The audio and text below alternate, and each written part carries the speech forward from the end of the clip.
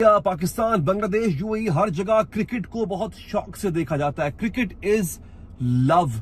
लेकिन अगर कोई क्रिकेटर इसराइलियों के दरमियान खड़ा होके इसराइलियों के साथ उनके साथ इजहार यकजहती करे, उनके साथ सॉलिडारिटी दिखा रहा होगा, तो वो तमाम लोग जो फलस्तीन का दर्द रखते हैं, जो फलस्तीन के लिए प्यार रखते हैं, जो इसराइलियों को कोसते हैं, उनको बद्दुआएं देते हैं, जुल्म के खिलाफ आवाज उठाते हैं, उनको कैसा महसूस होगा। दोस्तों, एक वज़ीर आज़म के दौरा चीन में दोनों ममालिक ने पाक चीन इक़्तिसादी राहदारी मंसूबे को अपग्रेड करने पर इत्तफाक करते हुए सिक्योरिटी, इक़्तिसादी और तिजारती ताल्लुकात समेत मुख्तलिफ शोबों में ताउन बढ़ाने के अज़्म का इजहार किया। चीन के दौरे पर वज़ीर आज़म शहबाज शरीफ की क़यादत में पाकिस्तान के नामवर ताजरों की चीनी वज़ीर आज़म से मुलाकात भी हुई। अमरीकी सदर जो बाइडन ने अमरीकी शहरियों से शादियां करने वाले लाखों गैरकानूनी तारकीन वतन को शहरियत देने का ऐलान कर दिया। आपकी ट्वीट के जवाब में ये कह रहे थे कि अगर पाकिस्तान चाइना के साथ डिफेंस कोऑपरेशन कर सकता है तो फिर इंडिया को ये राइट क्यों नहीं है कि वो इजराइल के साथ डिफेंस कोऑपरेशन ना करे। इस पे नमस्कार दोस्तों, पाकिस्तानी अभी भी इजराइल और हमास के बारे में दिलचस्पी ले रहे हैं। पाकिस्तानियों का कहना है कि शाहिद अफरीदी इजराइल के समर्थन में खड़ा हो गया। जिस तरह से पाकिस्तान में हमेशा से जो भी इजराइल के समर्थन में खड़ा हो जाता है उसको काफिर करार दिया जाता है, लेकिन जिस तरह से शाहिद अफरीदी अब इजराइल के समर्थन में खड़ा हुआ है तो उसके साथ भी हमला हो सकता है, क्योंकि पाकिस्तान में हमेशा से यही होता है। पाकिस्तान में कट्टरता बहुत ज़्यादा बढ़ चुकी है। बहुत बड़ा नाम, एक लेजेंड क्रिकेटर उन इसराइलियों के साथ दिखा। ये दावा किया जा रहा है कि शाहिद आफरीदी एक ऐसी रैली में शिरकत करने गए जो इसराइल के हक में थी, जो इसराइल को सही करार देने के लिए निकाली गई थी। दोस्तों, ये रैली कौन सी है और वो तस्वीरें भी सामने आ चुकी है जिसमें शाहिद आफरीदी उन लोगों के साथ नजर आ रहे हैं। ये दावा किसने किया है? ये होती sexual and gender based violence, rape का इस्तेमाल किया गया है, जनाबिल जबर का इस्तेमाल किया गया, हर तरह का वायलेंस इसराइल ने किया है। और इस बात का ऐलान कर रहा है यूएनओ की, अक़वाम मुत्तहिदा की ह्यूमन राइट्स काउंसिल कर रही है। इसराइल अब कोई जवाब, सेल्फ डिफेंस का जवाब इसराइल खो बैठा है। नाज़रीन, ये थी तीसरी खबर। अब पहली खबर की तफसील आपको बताता हूं। ये तस्वीर देखिए, शाहिद आफरीदी आपके सामने है। लिख कौन रहा है? अच्छा, मीर साहब है, मीर मोहम्मद अली खान साहब। उन्होंने एक बहुत अहम ट्वीट किया है और उनका ये दावा है, बल्कि उनका दावा जो है वो किस तरह से है। एक ट्विटर हैंडल है NW friends of Israel. I think NW का मतलब मेरे ख्याल है नेशन वाइड फ्रेंड्स होगा। उन्होंने ये ट्वीट किया। वो लिखते हैं, Pakistani international cricketer Shahid Afridi stopped to offer his support for our call to release the hostages at our NWFOI vigil last Sunday in Manchester। ये संडे की बात है।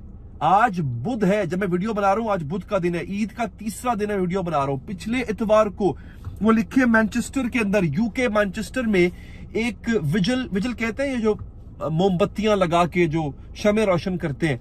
और ये विजिल किस लिए था कि इसराइलियों के वो यरगमाली, वो हॉस्टेजेस जिनको हमास वाले अगवा करके ले गए थे 7 अक्टूबर को, जो अभी तक उनके कब्जे में है, उनको छुड़वाने के लिए एक एहतजाज किया जा रहा था। उस एहतजाज में शाहिद आफरीदी उन इसराइलियों के साथ आकर खड़े हो गए। इस बात की तारीफ कर रहा है कौन? ये खुद इसराइल का एक ट्विटर हैंडल है, NW फ्रेंड्स ऑफ इसराइल। वो कह रहा है कि हम उनका शुक्रिया अदा करते हैं। Shahid is pictured with NWFI co chair Raffi Bloom and deputy chair Bernie व्याफे। यानी शाहिद अफरीदी जिन दो लोगों के साथ हैं वो इस तंजीम के चेयरपर्सन है। Thank you for your support Shahid. और शाहिद का शुक्रिया अदा किया गया है। और अभी तक शाहिद आफरीदी की इस मामले में कोई तरदीद नहीं आई। संडे को वो गए थे, इतवार को गए थे, आज 4 दिन हो चुके हैं। आफरीदी साहब ने इस मामले में कोई तरदीद नहीं दी है। मीर मोहम्मद अली खान का ये दावा है, वो अपने ट्विटर में लिखते हैं। ये क्या है? इसराइली शाहिद आफरीदी का शुक्रिया अदा कर रहे हैं कि वो इसराइली मगवियों को बाजियाब करने की हिमायत करने के लिए मैनचेस्टर के एक इसराइली एहतजाज में पहुंच गया। खून खोल रहा है। ये देखकर आपको वजूद पर तुफ है। शाहिद के मजलूम फलस्तीनियों को छोड़कर जालिम इसराइलियों की हिमायत को पहुंच गए। और फिर एक और ट्वीट में मीर मोहम्मद ही लिखते हैं, जरा सुनिएगा, उनका एक और ट्वीट है, उसमें वो कहते हैं, अब शाहिद आफरीदी का बयान आया कि उसे इल्म नहीं था कि यह रैली इसराइल के हक में थी। ये हो सकता है, लेकिन उसका वो आगे से एक और मंतक दे रहे हैं। मोहम्मद अली साहब कहते हैं अगर ये बयान आए तो याद रखिएगा कि शाहिद के चारों अतराफ इसराइल की हिमायत के बैनर्स लिए लोग खड़े थे और ये मुमकिन ही नहीं कि शाहिद को इल्म ना हो। बहरहाल दिल टूटा है क्योंकि शाहिद से सियासी इख्तलाफ अपनी जगह, मगर वो पाकिस्तान का असासा रहा है और इस घटिया इसराइल की हिमायत की वजह से न सिर्फ पाकिस्तान का इमेज तबाह हुआ बल्कि मजलूम फलस्तीनियों की दिल आजारी भी हुई है। अल्लाह हमारे गुनाह माफ करे। इसराइल की हिमायत में शाहिद आफरीदी का मुबैना तौर पे इस तरह सामने आना एक बहुत बड़ा सवाल है। पूरी कौम को, सब क्रिकेट फैंस को इस बात का इंतजार है कि क्या वाकई शाहिद आफरीदी जानबूझकर इस विजिल का हिस्सा बने थे या नहीं बने थे। नाजरीन, आखिर में आपको इतना बता दूं कि अमेरिका साइप्रस के आसपास मंडला रहा है और हिजबुल्लाह पर साइप्रस से अटैक हो सकता है। हिजबुल्लाह ने यह वार्न किया है अगर हम पे अटैक हुआ, एक तो पहली बात तो ये कि हम इसराइल का कुछ छोड़ेंगे नहीं, और दूसरी बात हिजबुल्लाह ने यह कह दी है कि हम साइप्रस को भी सफ़े हस्ती से मिटा देंगे। ये इंडियन दिफाई तज्जियाकार एक झुंड की तरह निकल के इस बात पर, मुझे पता था कि ये होगा, मैंने ट्वीट डालकर छोड़ दिया। मैं रिस्पांस आप भी देख रहे हैं, मैं भी देख रही हूँ। देखिए, इसका जवाब तो हमें देने की ज़रूरत नहीं है क्योंकि हम एक स्टेटमेंट दे रहे हैं। हम कह रहे हैं कि, और हम ये नहीं कह रहे कि इज़राइल और हिंदुस्तान और चाइना और पाकिस्तान का एक तवाज़ुन है। खित्ते में जो अदम स्ट्रेटेजिक तवाज़ुन क्रिएट हो रहा है वो इस वक्त एक बहुत बड़े नक्शे के तहत है।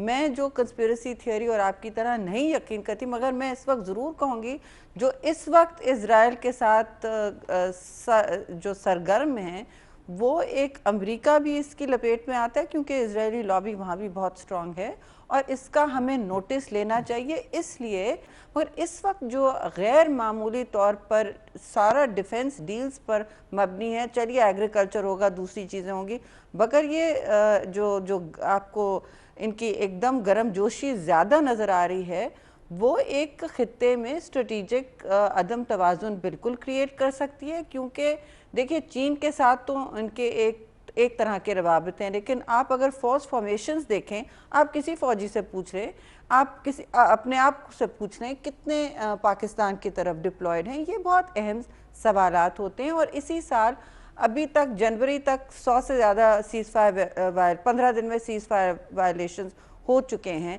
तो अगर पाकिस्तान इतने बड़े सेल्स या फरोख्त कर रहा होता, अगर हम खरीद रहे होते इस लेवल पर, और अभी $2 बिलियन के ड्रोन्स भी खरीदे गए हैं अमेरिका से, तो सारी दुनिया इस पर आर्टिकल्स लिख रही होती, हेड सुर्खियां लगी होती कि पाकिस्तान कितनी बड़ी सेल्स। मैं नहीं कह रही कि हम इतनी बड़ी डिफेंस डील्स जितना इंडिया करते हैं करें, मैं ये नहीं कह रही, मगर मैं कह रही हूँ कि जब इस लेवल की डिफेंस ट्रेड डील्स होती हैं तो फिर बड़ा हमारी कोताही होगी कि अगर हम उसे उठ के ना देखें और इसका नोटिस ना ले, बल्कि मैं तो और ट्वीट्स डालने वाली हूँ। अच्छा, जनरल अमजद शुएब साहब, क्या ये कहना दुरुस्त है कि अमेरिका, इंडिया और इजराइल पाकिस्तान को घेरा डाल रहे हैं और हमें इसकी समझ नहीं आ रही? बिस्मिल्लाहिर्रहमानिर्रहीम। देखिए, इस वक्त जो नज़र आता है वो ये है कि इजराइल जो है वो इनफैक्ट अमेरिका के शह पे, या अमेरिका उसको प्रमोट कर रहा है कि इंडिया के साथ वो तावन करे और बिज़नेस ले उनसे, तो वो उस लिहाज से आप उसको अमेरिका और इजराइल को एक समझें। इस वक्त नेक्सस जो है, लेकिन डॉक्टर जनरल साहब, ये जो हाल ही में यूएन जनरल असेंबली में वोटिंग हुई थी फ़लस्तीन के मसले पे, तो इंडिया ने तो इजराइल के हक में वोट नहीं दिया। वो सारी बातें आपकी दुरुस्त हैं, लेकिन आप ये देखिए कि कभी इंडिया ने जो एट्रॉसिटीज़ होती हैं फ़लस्तीनियों के ऊपर, उसकी कभी मजम्मत की? नहीं, कभी नहीं की। ये एक उस वक़्त पूरी दुनिया एक रुख पे थी। आप देखें कि कितनी मेजॉरिटी, बड़ी मेजॉरिटी थी जिसने कि अमेरिका के ख़िलाफ़ वोट दिया।